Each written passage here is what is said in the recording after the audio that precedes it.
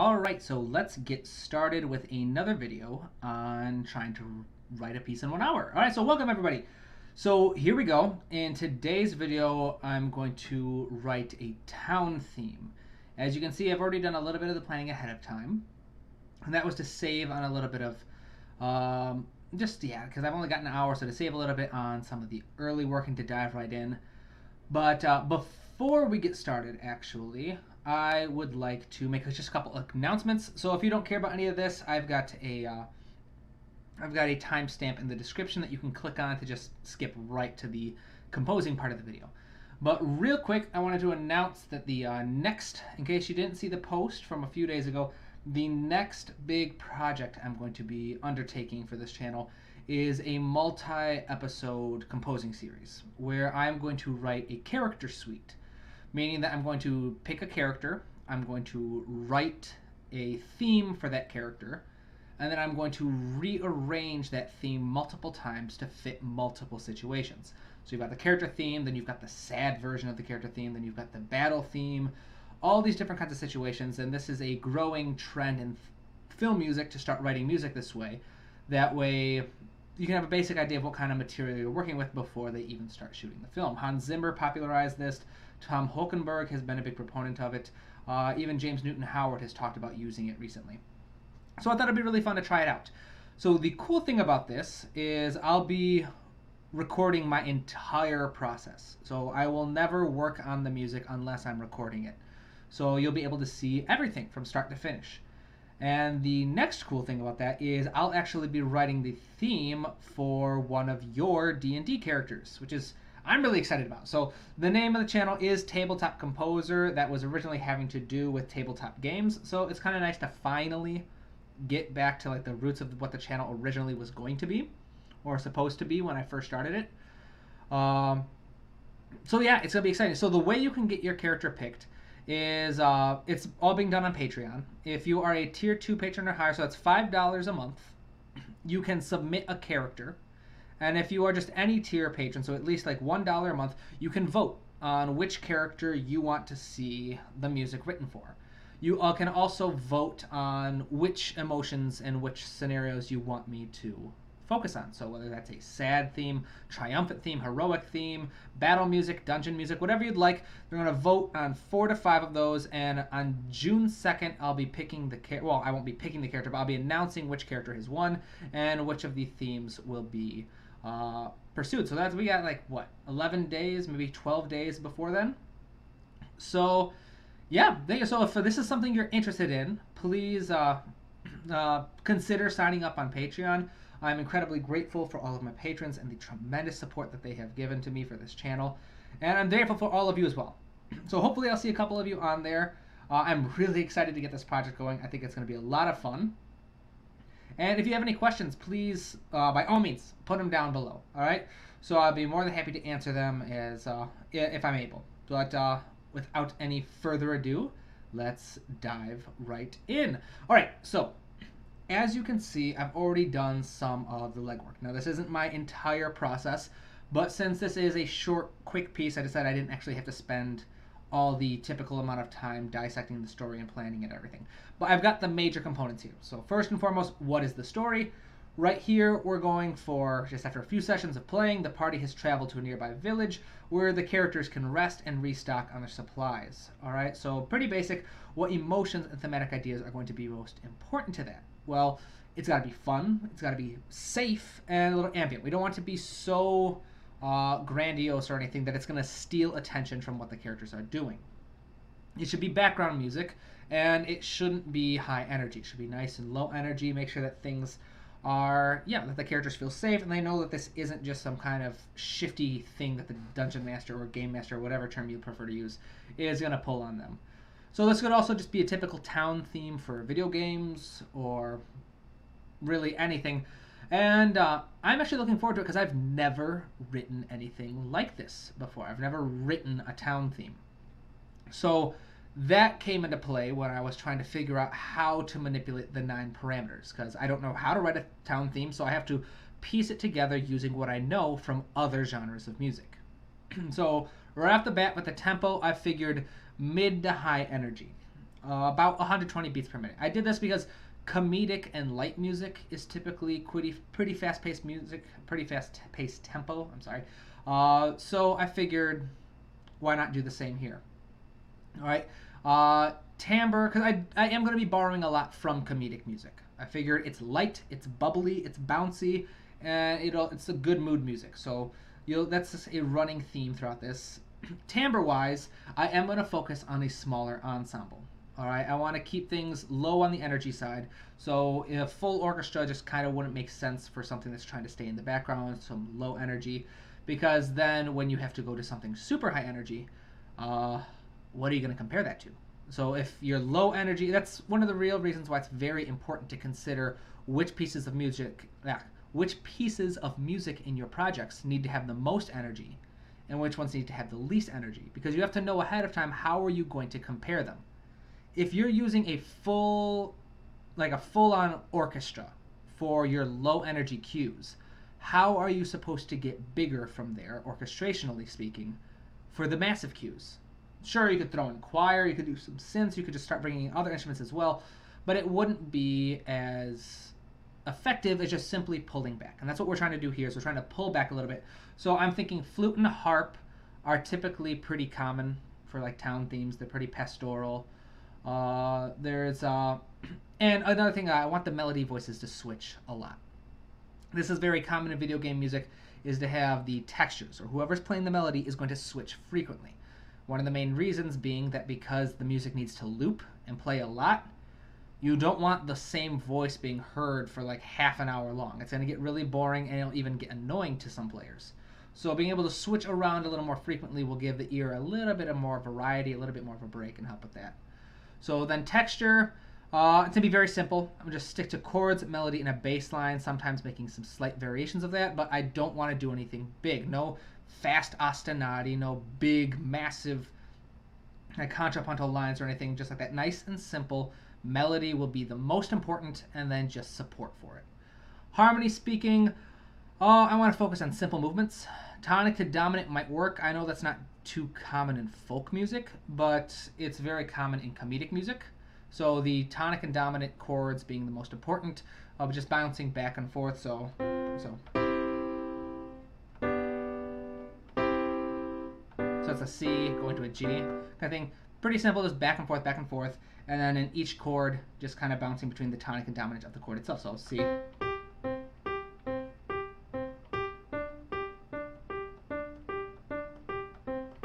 Pretty simple stuff. A nice way to just keep things light and bouncy. Modulation is going to be important. I want to make sure that I switch keys at least once to help with that. And one common tool, just to keep things fresh, and that's very common in bouncy comedic music.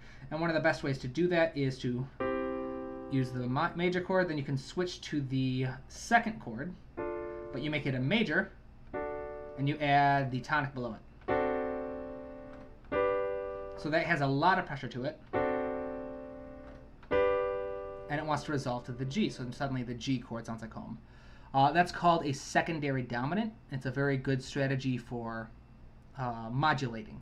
And once again, you just take the second chord of the key, turn it into a major, slap the tonic of the key underneath it, so the very first scale degree, slap it underneath it, and that'll help you modulate to the key that belongs to the fifth of the scale degree. So modulating from C major to G major, for example. Powering right along for the rhythm. Here I decided to move away from your stereotypical comedic music, which is typically just kind of straightforward rhythmically speaking. I want to try and use more syncopation. I want to use some dotted rhythms, and most importantly, I want to have irregular rhythms and accents. I want to emphasize the weak beats. So like 2 and 4 in 4/4 time, or whatever meter I'm going to use. Oh, sorry about that. I thought I had put my phone on mute. I'm going to fix that right now. But yes, so rhythmically speaking, I want it to be more syncopated, and especially having weird accents in weird places, because these are very common in folk music.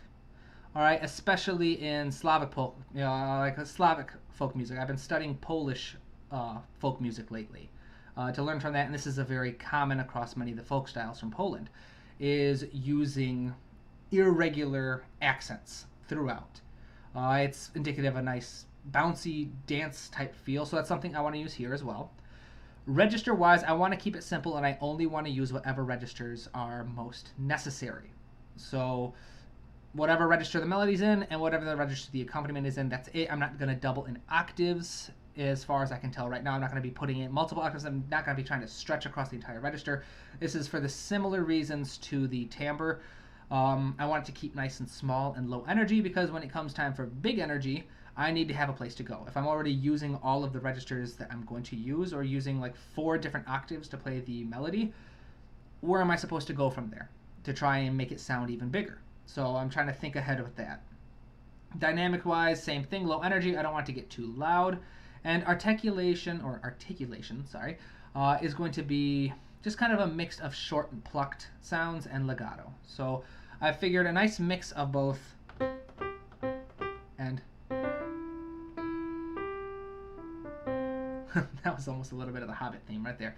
But just a kind of a mix of the two, of like a bouncy, plucked sound and a nice legato sound helps create a nice folky personality to it.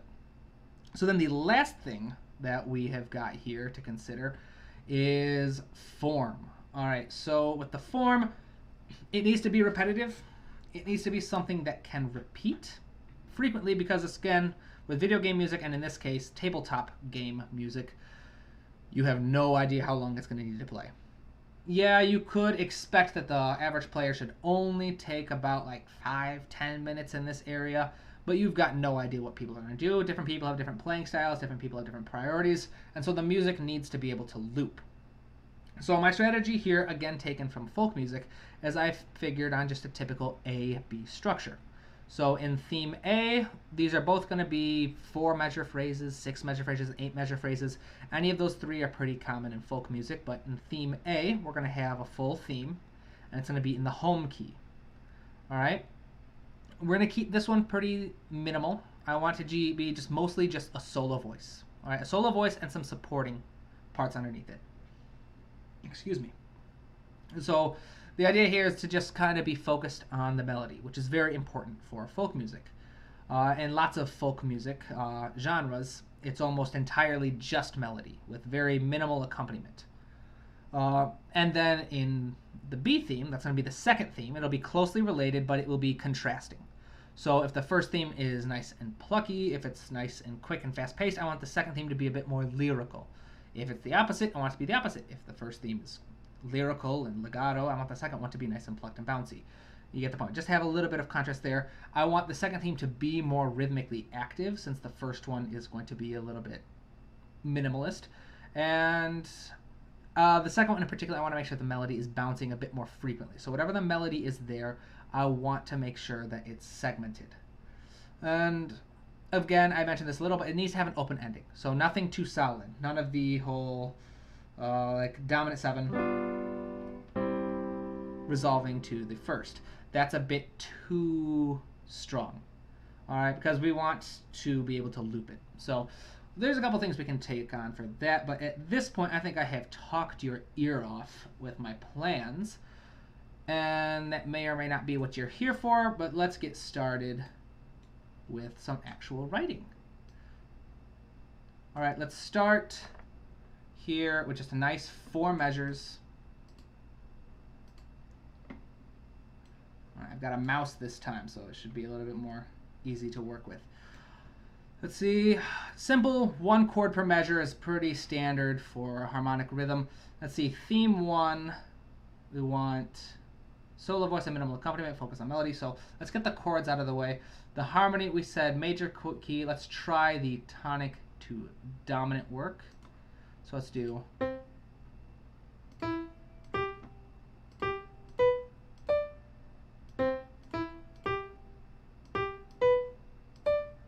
All right, so here we go. We're going to want to keep the common tones in the same voice, move the others by step. So we've got some basic voice leading. Let's listen to this real quick, just so we know what we're working with.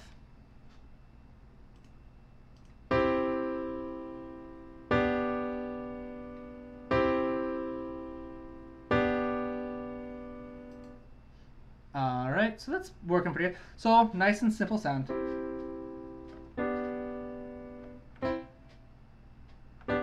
Something that'll probably be a bit more bouncy once we get to it. But let's start looking at the melody. So I remember saying that I wanted this melody to... so for the melody, the pitch, a couple things that we want to keep in mind. These are all from folk music. A couple traits of folk music is that they typically start with larger leaps at the beginning of the melody, and then the rest of the phrase tends to transition to be a little more conjunct. All right. For the rhythm, we want it to be more syncopated, highlights on the offbeats, things like that. And you know what? One thing I don't have here, but I'm going to use is I do have it. Pentatonic scales. I'm going to focus on the pentatonic scale. So if we are in the key of C major, that means I will not be using the 4th or the 7th in my melody. So no 4, which is an F, so no Fs, and no 7s, which are Bs. These notes have a lot of tension. They want to resolve, they want to move somewhere, and so lots of folk music just doesn't use them. If you remove these 2 notes, pretty much anything you're going to play is going to sound okay as a melody. It might not be great or anything, but it will, at least you'll have an easier job coming up with a nice melody sticking to a pentatonic scale. So with that, C, E, G, our chord options that we're going to start with none of those are F or B, so we're in the clear. But let's say we want a nice leap. E to C. So that's that's a minor 6. That sounds too sad. So let's try instead a 5 to 1. That would be a perfect 4th. So yeah, it's a bit of a larger movement. So let's shorten this so we have a bit of a more... I want to have a better idea of the plucky sound that I'm eventually going to go for with this one.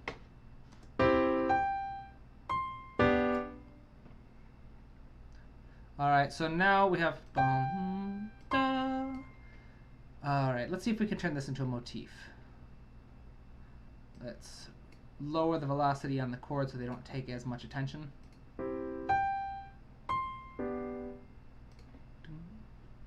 Alright, so G, I said I wanted to avoid F. Let's try and... No, that was the minor 6 that I thought I wanted to avoid.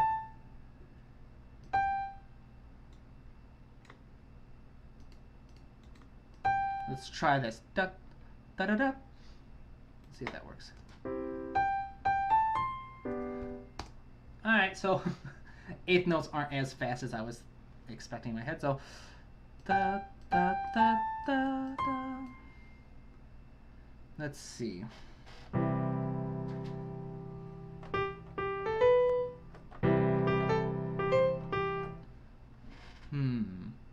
I'm just kind of doodling around here. Finding a motif for me is typically the most difficult part.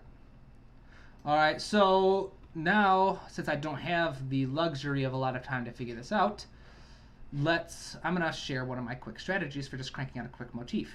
So we have, what is this? 4 measures. We've got it set to repeat. I'm going to turn the,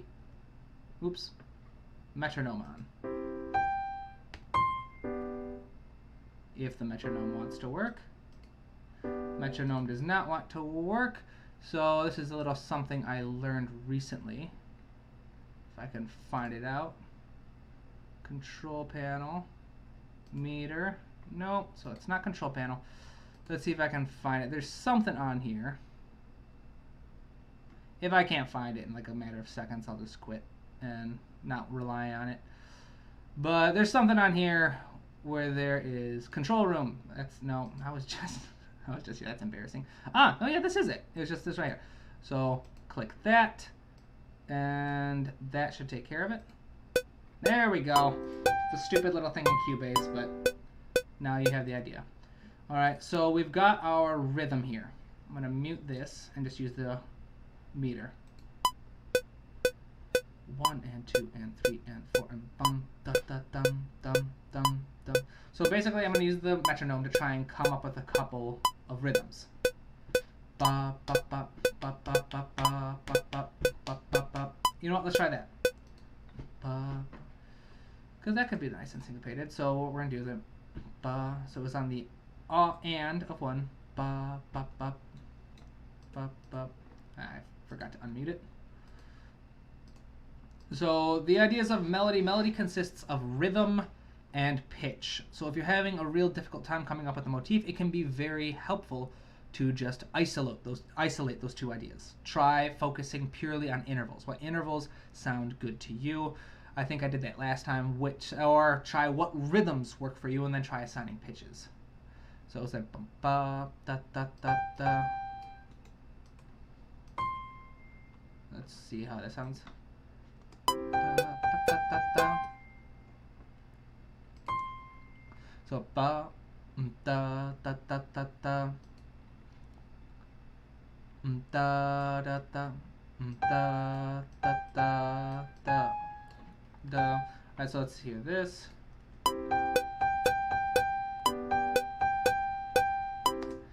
Alright, so let's see if we can assign some pitches, see if this works.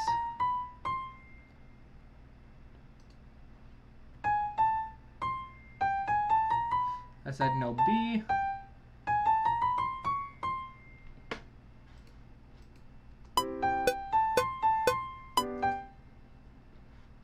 Alright. Maybe that might be something.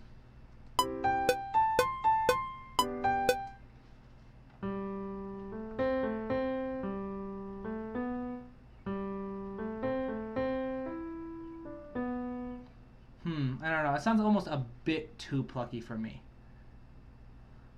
You know what? Yeah, we'll come back to the plucky thing. I'm sorry. Well, at least you get to see this.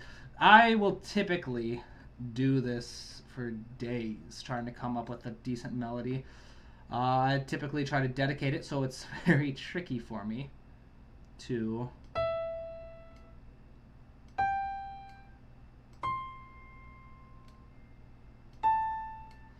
It's a little bit tricky for me to just dive right in. You know what? What we're going to do is we're going to try coming up with a basic idea first, and then I'll add the syncopation to it later.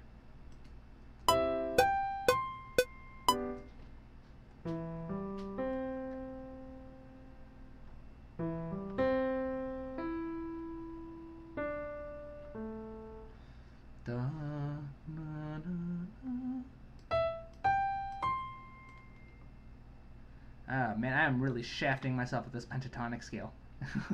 I really want to use the B and F. No, I said I would do it, and so I want to see at least if I can come up with something with it. So we've got one idea here, upwards arpeggio. Let's see if we can do another one. Actually, it looks like we won't be able to because of the B there, but we can at least try. C, B, G, B, D, G. All right, let's listen to this.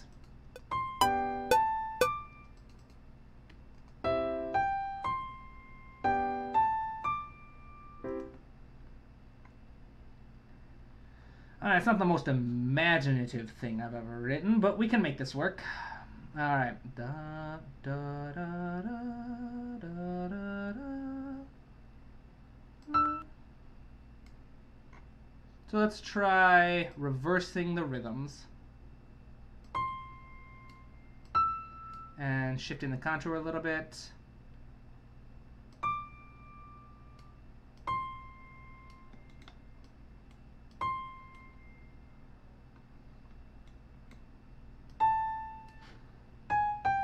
Let's give this a quick listen.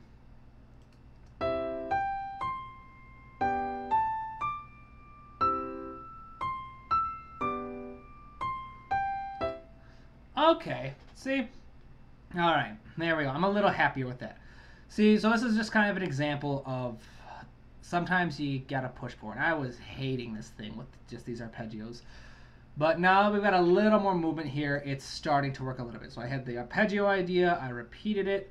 I tried reversing the rhythms, and instead of going in one direction, I tried reducing it, and then I just kept that reversed rhythm and went in the opposite direction from these. So it's very simple development, and we are nowhere near done with this yet. but it's finally starting to show something. So now let's try adding some syncopation. First, let's get rid of that downbeat and give that a listen. You know what, let's try. If it's quick, this major six, the minor six might not have too much.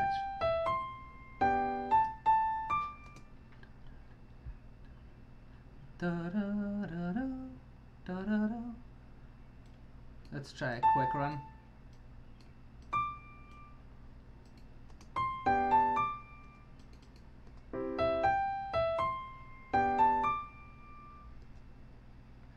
You know, let's try shifting that to the second beat.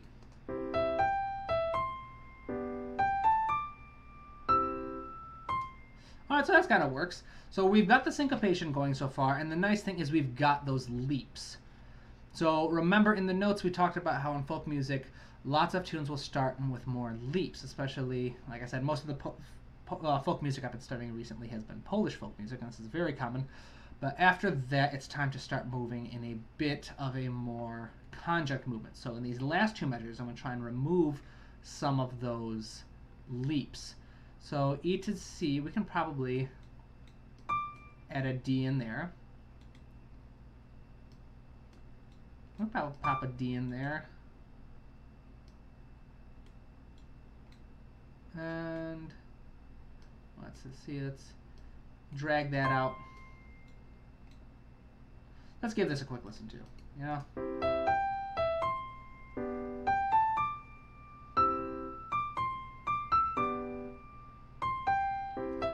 Alright, so that can work. Alright. Alright, my nerves are starting to slowly come back down. I'm always nervous doing these videos because it's all out there. Alright, so let's do this. Alright, so we've got a basic idea now. We've got our first 4 measure phrase. Let's see if we can't extend this a bit. Alright. So let's take these chords, copy and paste those because we're not going to do too much deviation from it. And yeah, so the diatonic thing is working too. We're working with that. Let's copy and paste this. And to make sure that it's not getting too repetitive, let's start making some changes. Ooh, this has got to, there we go, shift it over. So, G, let's see. Let's try bringing this G up to a D, going up to D, E, and coming back down to G. So it still keeps the leap, it's a shift and contour. Let's see how it sounds. Alright, so that kind of works, but we're going to need to make sure that we bring all of this down to match it. So the G, let's try bringing that E down to a C. I don't usually like starting a measure off with the root of whatever chord is underneath it. It just has a little bit of less of a personality in my own opinion. That's of course 100% my own opinion. There may or may not be any water to that, but I'm going to do it this time because I haven't done it. I'm checking here. It doesn't look like I've done it yet. So I think I can give myself a break here. So the C goes down. So let's shift these to make sure. All right. Come down then.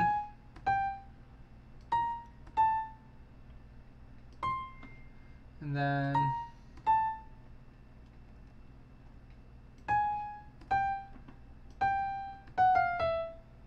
is this a C or D? This is a D, so let's bring that down to a D. Alright, this is a bit risky because this is an unprepared register. We haven't gone that low yet, but let's give this a quick listen.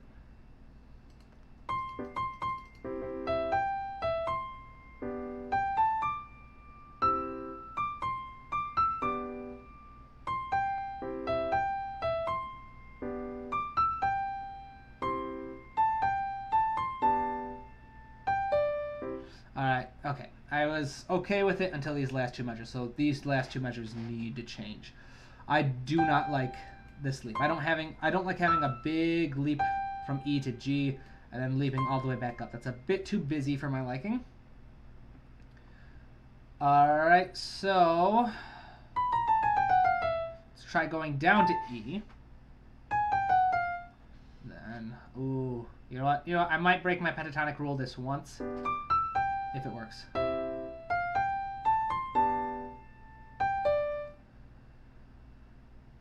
Okay, I just realized that this is a non-chordal tone on the downbeat. That doesn't fit too well either, so C. Ooh, alright, I might be breaking my pentatonic rule twice in a row, but let's see how it sounds, alright?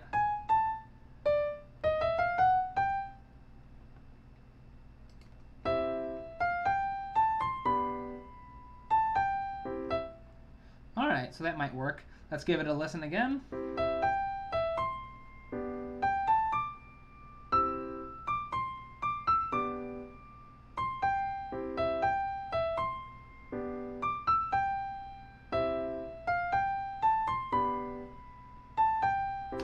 Alright, so that does not sound Polish, it does not sound folk at all. Neither does it sound 100% comedic, and that's all right. Alright, so I had my inspirations for this. That does not mean that it needs to stick to them religiously. Alright? And that's very important. So I'm a very structured person. In my background, from what I did as like my career option before really focusing on music, I was a researcher. And after that, I was a strength coach. So for me, a lot of it is very structured. I love having structure. I like having an idea before I've even started a project of how I'm going to take that project, how that project is going to progress. Hence, things like this. All right, where I have these questions and these ideas that I answer before I even start writing music. That's just the way I work. It works well for me. Maybe it works well for you, maybe it doesn't. But the point I'm making here before I get too sidetracked is I always have a plan. 100% of the time. Before I even sit down or write anything, I always make sure I have a plan. And I very rarely ever follow that plan. Alright, so it is almost never will it ever turn out that I follow everything I wrote down to a T. And that's fine, because the point of this is to just get some ideas out of there. To get some ideas written down, some inspiration, and some guidelines, and then I can deviate from them. So for example, deciding I want to do the pentatonic scale, I kept at that for 6 measures and then deviated by throwing an F and a B in the last 2 of this first phrase. And that's okay. All right, that's perfectly fine because I decided it sounded good. And that's the main thing, is I can break any rules, any plans I have, so long as I can justify them to myself. And it's the same for you. All right, whatever you're writing, you can go out with any kind of idea and you can say, oh, but I can't do that because I didn't think I was going to work with those instruments, or I wasn't expecting to use that kind of sound.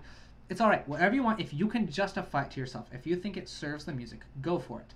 All right, so this has been my TED Talk. This has been my soapbox. Let's get back to what we're supposed to be doing here. All right, so I said that I wanted this to be A-B structure. So this is our A. Then I said I wanted A repeated. So let's just quickly repeat it. All right, so we've got a nice sketch here. And then what I'm going to do for this last section is switch this to that tonic major second with tonic in the bass that we were talking about. Oops. There we go.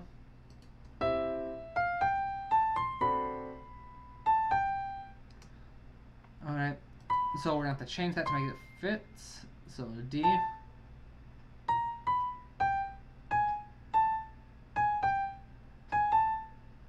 Let's try that. Let's see how that works.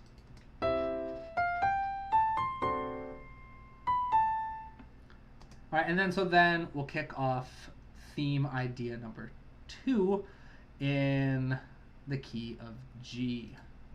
All right, key idea number 2. Yay! All right, let's do another 4 measures because we're just gonna keep it simple because I like to talk too much. All right, and it gets in the way of writing. So we're running short on time here. I said I would do this in an hour, and so I shall. All right, so G, that's supposed to be a B, D.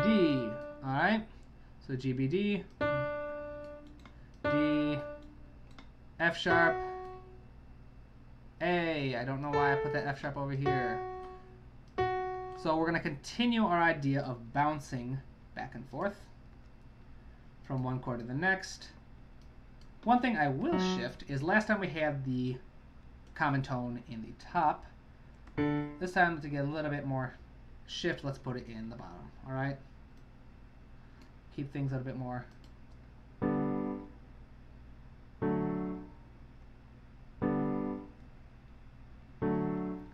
All right, pretty simple. Now, I did say, let's revisit the notes, that I wanted this to be a bit more rhythmically active. So more rhythmically active, melody bounces from different sounds more quickly. Need to have an opening. All right, so that's fine. This is all good, well and good. This is all stuff that I can do once I arrange it. First, let's focus on just writing the chord. So last time we focused on doing rhythm first. This time let's do chord pitches.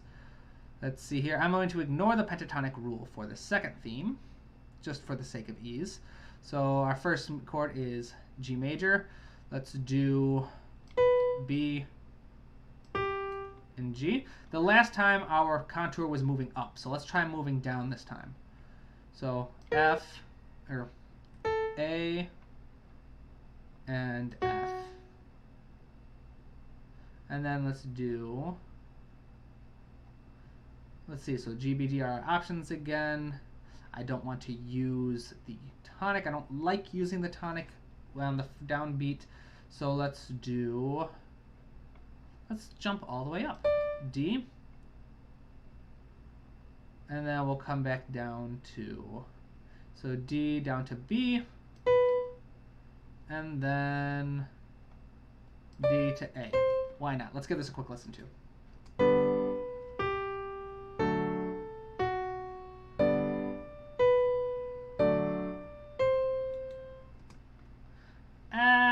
It's all right.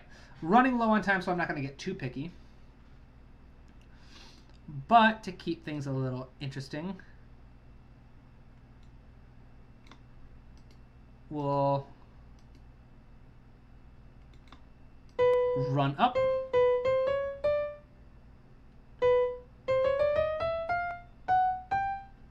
Still got to have that leaps in the beginning.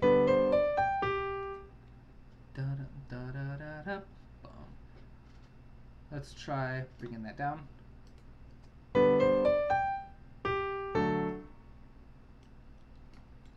Let's try moving up.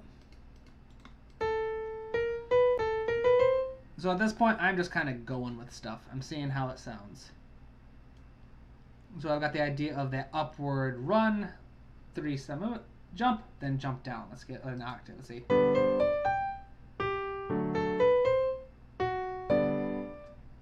All right, so then since we're jumping back up, let's switch the direction of this.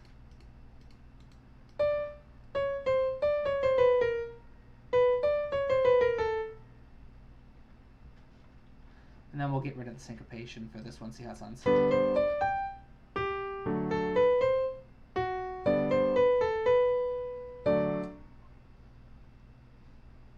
All right, so let's actually get rid of that. I wanted to have a bit of a break here. Let's focus on the downbeat.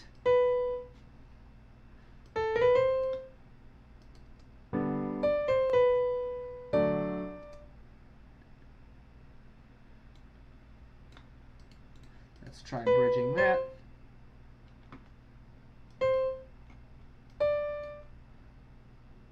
Now I know why that sounds wrong. That's not a chordal tone. What was I thinking? All right, let's D to A.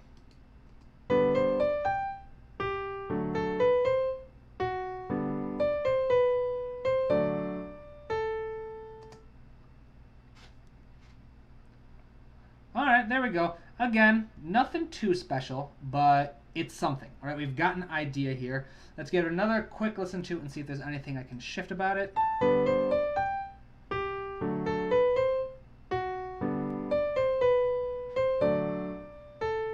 Let's hold this one out.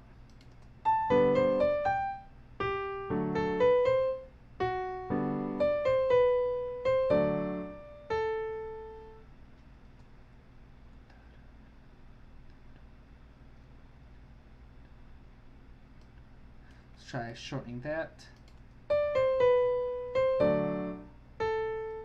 Alright, so this might work. This might work. Let's listen to the whole thing together. Right off the bat, I am thinking something that came to mind is we're going to want to slow this down so that there's a bit of a better transition.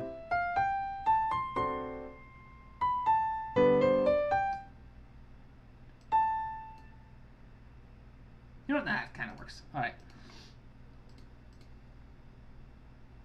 Let's listen to this one more time.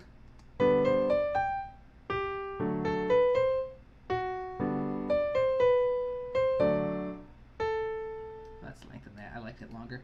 Alright, so we've got a basic idea. Once again, let's lengthen this out for another 4 measures. Copy. Paste. Copy. Paste.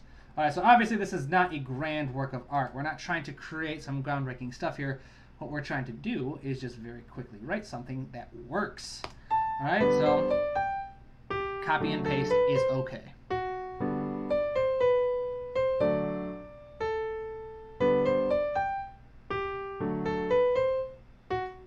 Alright, so here we've got that callback to the original thing. I like that. Let's try actually moving this up. So what's the chord underneath us? A D major. So yeah.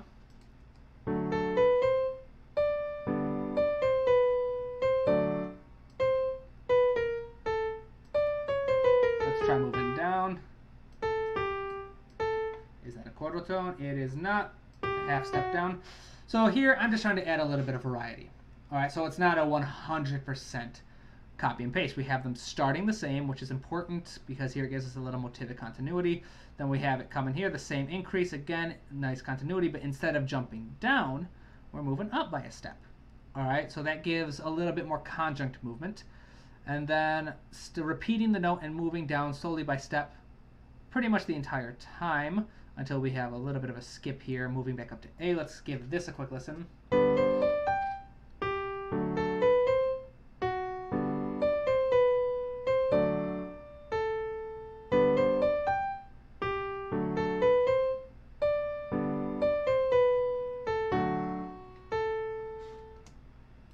I don't like that. Let's move it up.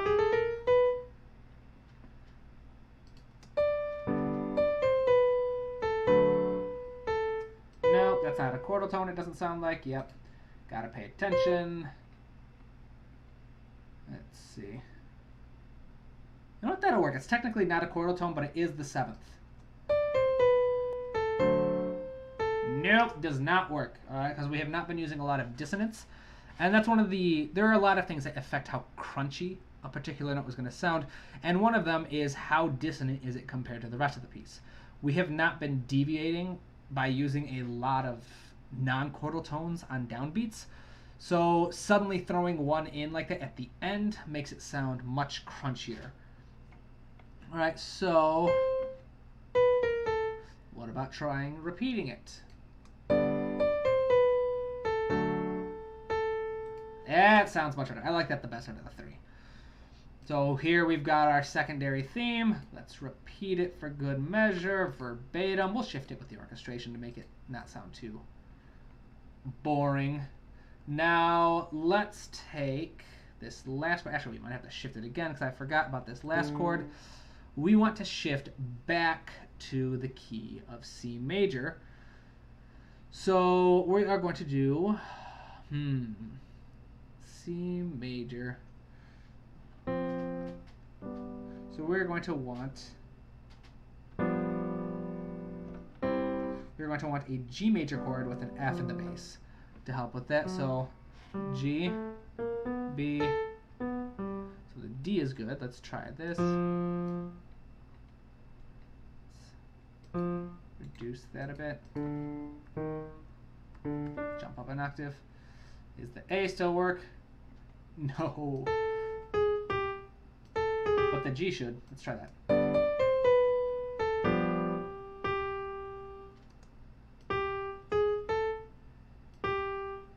Does not.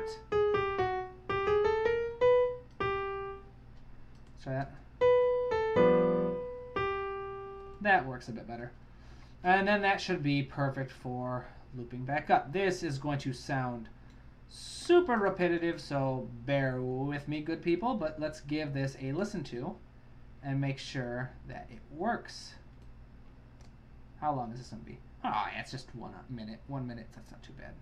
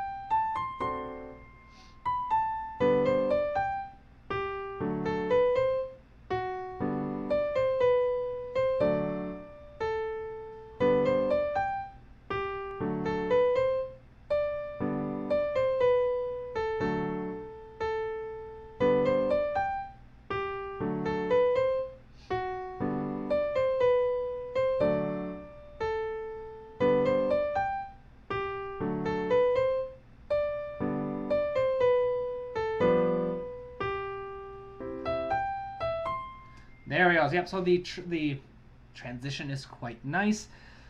It's a super simple chord progression, super simple melody, but it works. So, next step, let's start actually orchestrating this bad boy. Alright, so first things first, I'm going to want to break this into sections.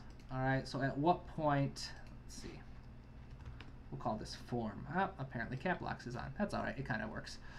Kind of fits for what we're going for. Let's listen to the music and find out which points I want to shift things up. I'm thinking for this first measure, because I remember when we were talking about the form and how we were going to design this, said that the first section should be relatively cohesive. All right, should still shift, but not as much as the second one. So I'm thinking the first one was 8 measures long, right? Let's give this a quick listen to.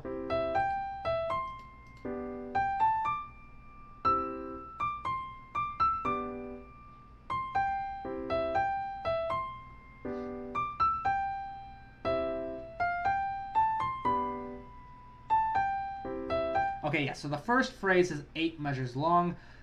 Since this is the first time we're hearing the melody, it's going to be very important that we become familiar with it.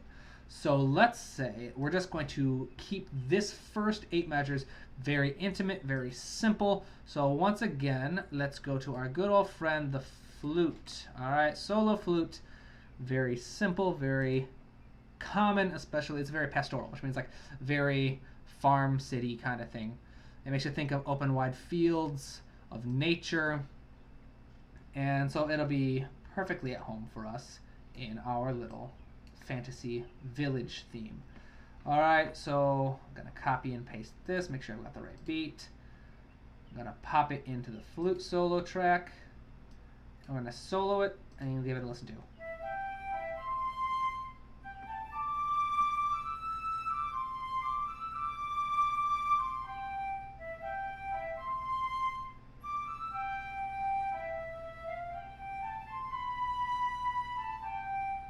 Alright, that works.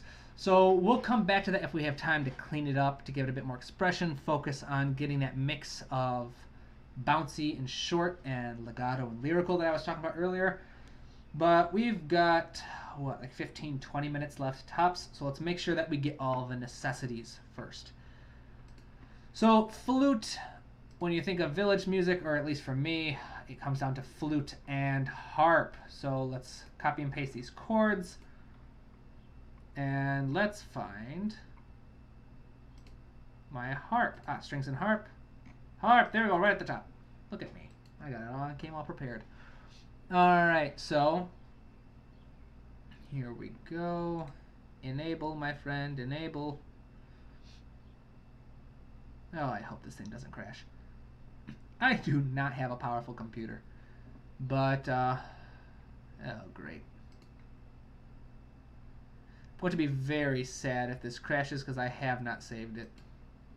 Oh well, if it does, I guess that's a lesson in and of itself. to always save. When I was in grad school, I remember living with my roommate. He's actually the same dude I'm living with right now. We've known each other since first grade. He's awesome. But I remember there were 3 of us, and we've all known each other for a really long time. But a huge storm hit. And it was our day off, and he had spent like 6 hours playing Fallout. Like, what was it? It was the latest Fallout, the one where we can like build villages. Maybe it was like Fallout 4. I'm not sure. There we go. Good. All right. Save. There we go. But it was like he spent 6 hours building a village, and then we lost power, and he hadn't saved it once. Oh, it was so painful. I felt bad for him. We'll just save village theme. And so we felt bad for him, but then the next day the same exact thing happened, and at that point we felt much less sorry for him. So this has been just a fun little anecdote, I hope, with Tabletop Composer. Let's give these 2 a quick listen to now that we have the harps working.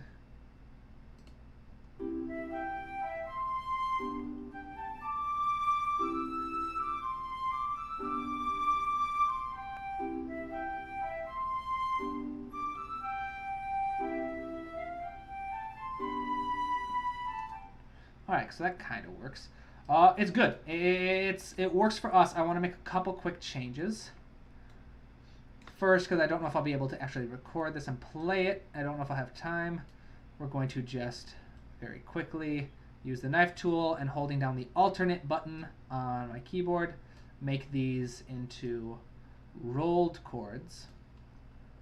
Alright, so I've got all of those done. Let's just delete these 4. Copy and paste these. It's alright. It's a quick template video. We can copy and paste all that. Let's try the rolling. There we go.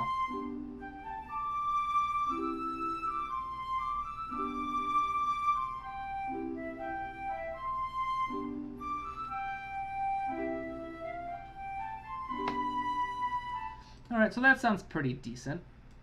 I know I said not to mess around with too many registers, but for the harp, it's kind of idiomatic to be working with 2 hands. So let's just double these in octaves. You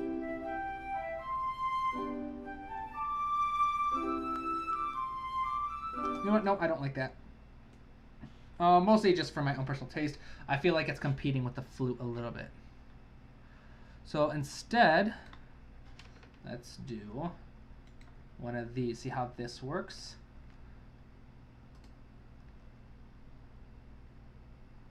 So we'll get rid of these. Those are staying. We're going to shift this over and shift this over. Let's give that a quick listen to.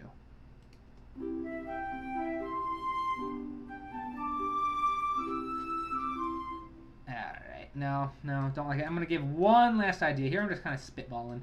I'm going to give it one last idea, and if I don't like it, I'll just leave it here for now and move on. Copy and paste. Let's move these bottom notes up an octave. And instead of going by 1/8 notes, let's do 1/4 notes.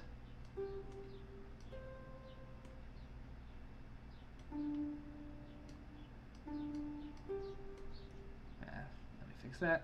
That bottom of 9. Let's give these a quick listen to.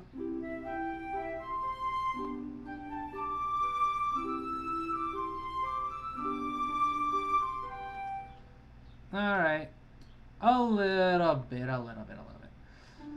Let's try one last thing, and then if I don't like it, we'll just leave it anyways. Yeah, this is not meant to be... It's not meant to be my opus or anything, so it doesn't need to be something on par with Samuel Kim or something. Speaking of which, Samuel Kim has incredible covers. If you don't know who he is, check him out on YouTube. That is awesome channel. Let's give this a quick listen to. We're just doing really basic arpeggios here, just to get a little bit more movement.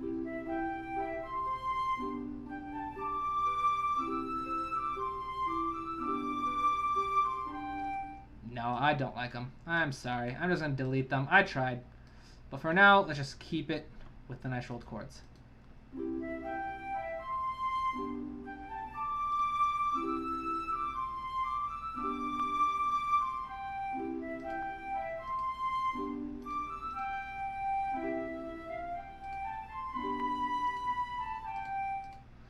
All right, so we got that. Next, we are going to shift. Let's focus on the foreground next. All right, so we've got our flute here.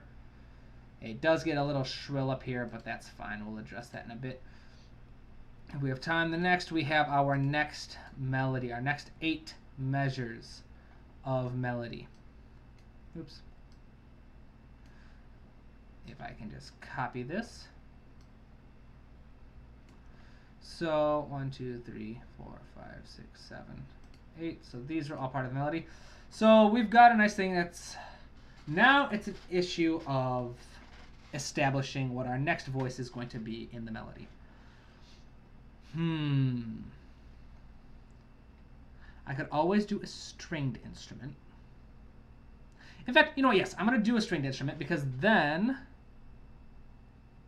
let's do a solo stringed instrument because then I can add that solo string instrument to the previous part. So let's do violin. I was tempted to do viola for a little second, but I figured rather safe than sorry in this moment. Violin's a bit more cliche, and we're running low on time. So let's just quickly do this.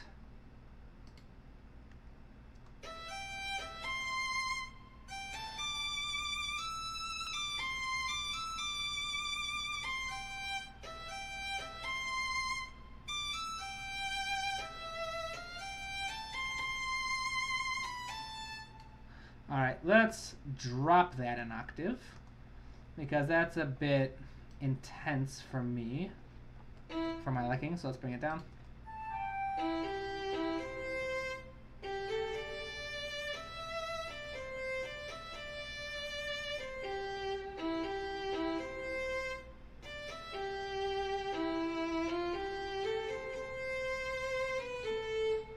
Very nice, although I am not caring much for that reverb, so let's see if we can bring that down real quick. Reverb expression. Let's see if we're... So how would I do this? I think... Alright. I believe bringing the audience closer helps with that. Oops. Yeah, it helps a little bit. That was almost too close though, so let's split the middle. Alright, so now we've got our melody orchestrated for both of those. We are rapidly running out of time. Let's move on to the next melody. Oops.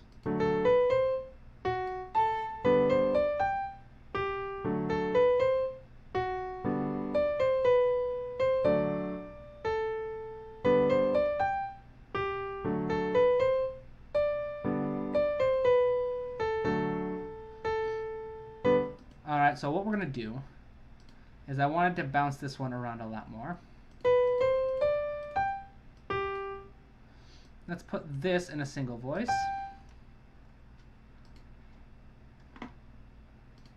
We'll pop this in the flute just because.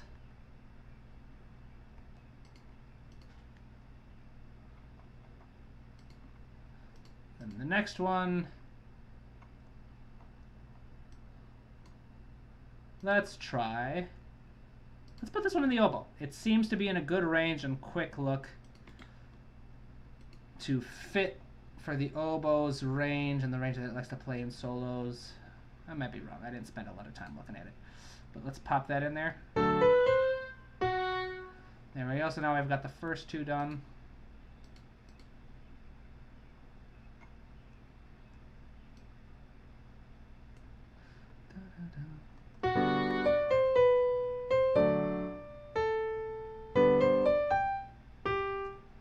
And then we'll put this one in the violin. So we're just bouncing all over the place here.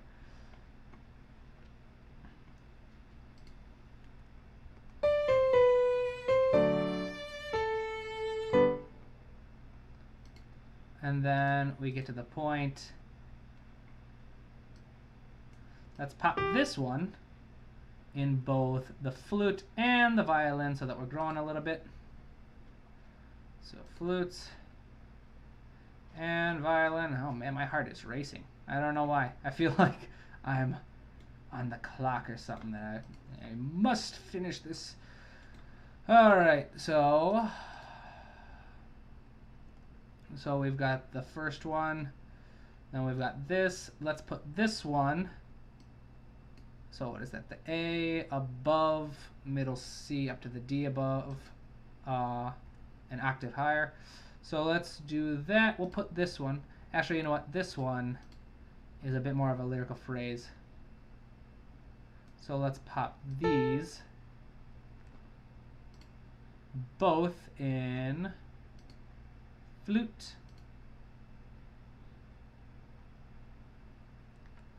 and oboe.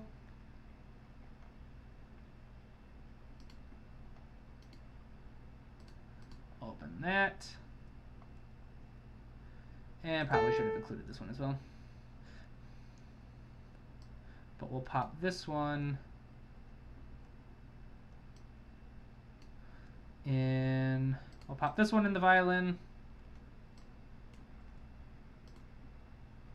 And at this point, I'm just kind of going off instinct and what I think might work. So there's not a lot of planning going into this orchestration. But we're going to see if it works regardless. So then this one. Let's see where we got this, all right? I kind of lost track of where we are. But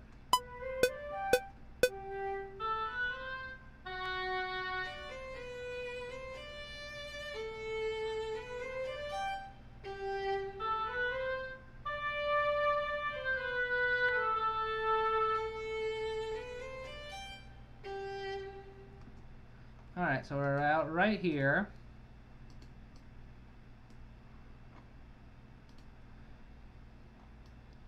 Let's pop this in the oboe.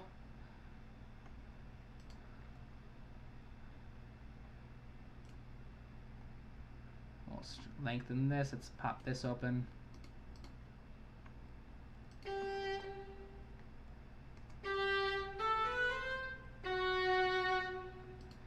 So that last note should not be in the oboe. That G should not be in it. I pressed, yeah, that's about right. Get rid of that. Open this up. We'll highlight this. Make sure that it is in both the oboes and violin.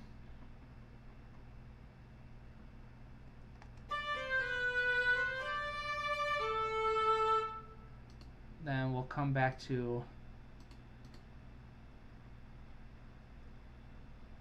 solo flute.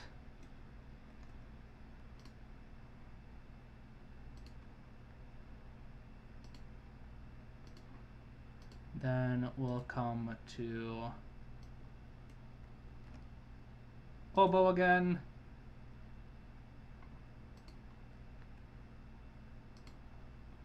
And then the last one we'll have played by the violin.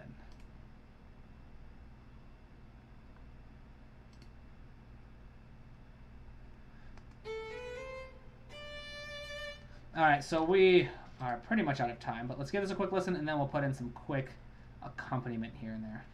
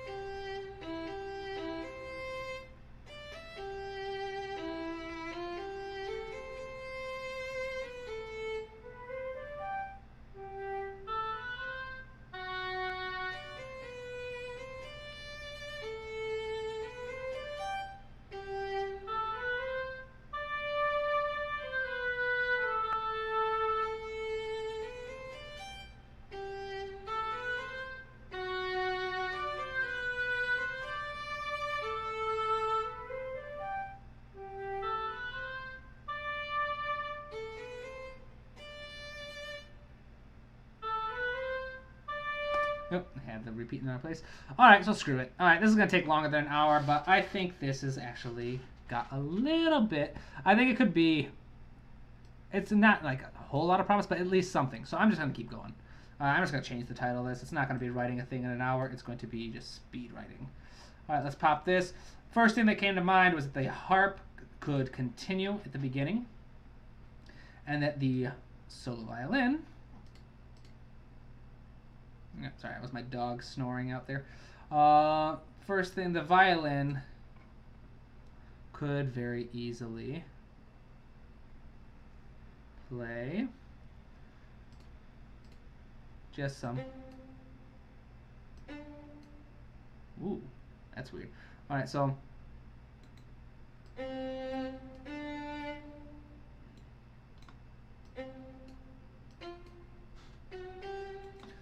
try that.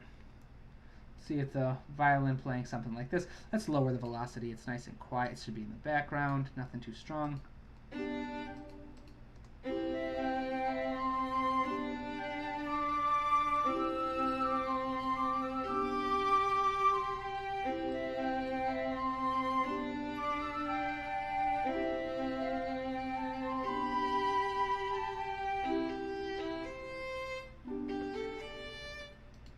Alright, and then for the second half, the flutes could also very easily be doing something. Let's do some descending lines in the harp.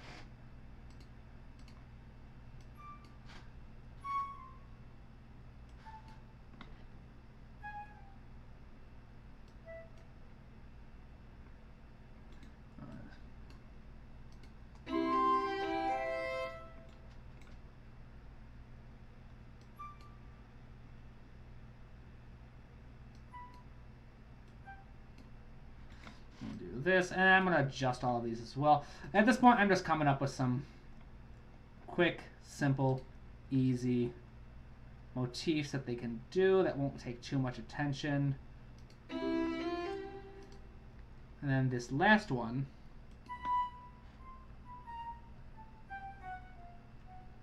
was, there we go, let's give this a quick listen.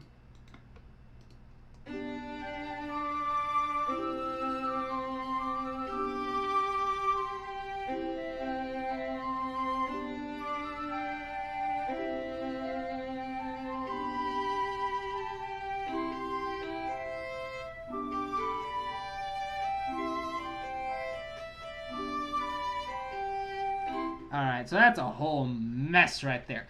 But let's try recording over it to make it sound a little bit nicer. Alright, so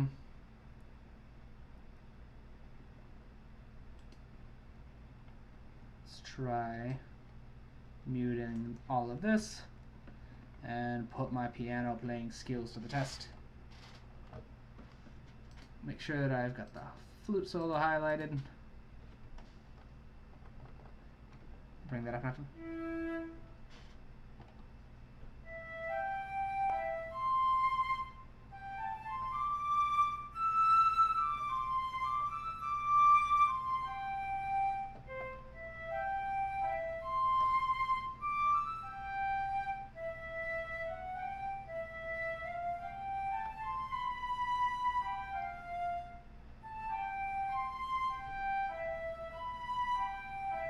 Alright, so let's give this a quick try real quick. Bring this down. Yeah, of course. I'm gonna need to count in. Where did I go? Where did it go? Ah! What's happening? There we go. Alright, start at the beginning. Let's get a count in, get a metronome going.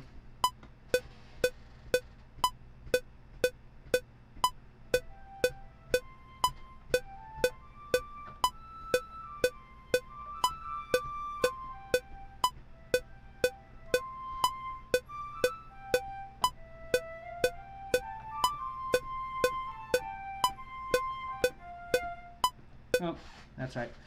Alright, let's see here. Where'd it go? I know what happened. There we go. Let's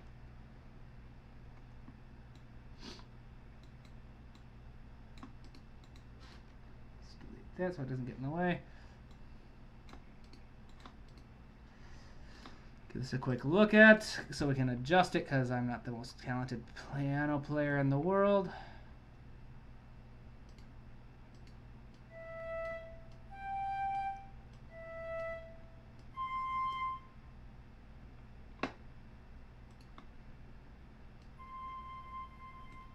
So that was a mistake note. Hold that here.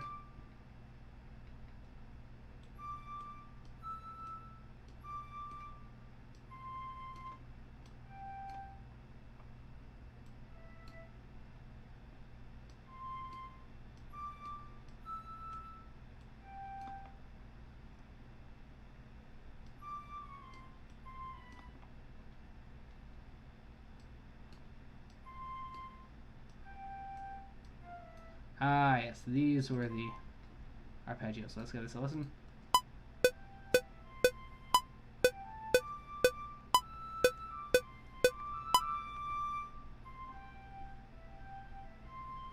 You know what, that... Alright, as much as I would love to play it all, we should probably instead focus on some more basic ways of taking care of this. Let's bring this down a little bit.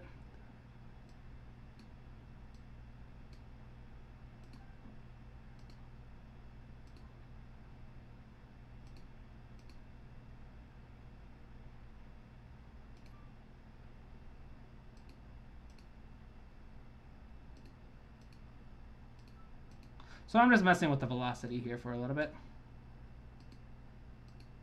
So that's going to make it sound softer.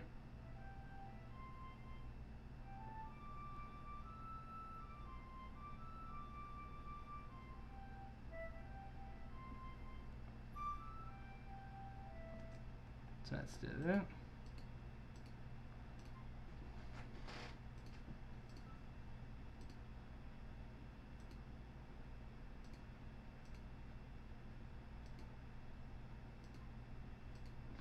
Alright, so you know what? This is going to take me quite a while, at least probably another half hour. So I'm just going to cut this section out of the version I'm putting on YouTube. And yeah, I'll fast forward to the part where if this is something that you'd like to see, it's definitely something I will include in the full-on session for the one coming up where I was talking about doing those character themes. So if you are interested, please don't forget to consider joining on Patreon, submitting your character ideas or voting. Yes, and thank you everyone for your tremendous support. I'm looking forward to working on this next series with you. For now, let's fast forward and get to the finished product. Alright, so here we are. I ended up walking away from the project for a bit just because I was tired. It is now the next day, and I just spent, just 30 minutes arranging it. So, there are a couple changes I made. First one is right off the bat, I took the flute out of the beginning and made it a harp solo. And then I introduced the harp in the second phrase, and we'll hear that. The next one is that I took the 120 tempo and I took it down to 100. But yeah, so let's just give this a quick look, or a quick listen to, and call it a day.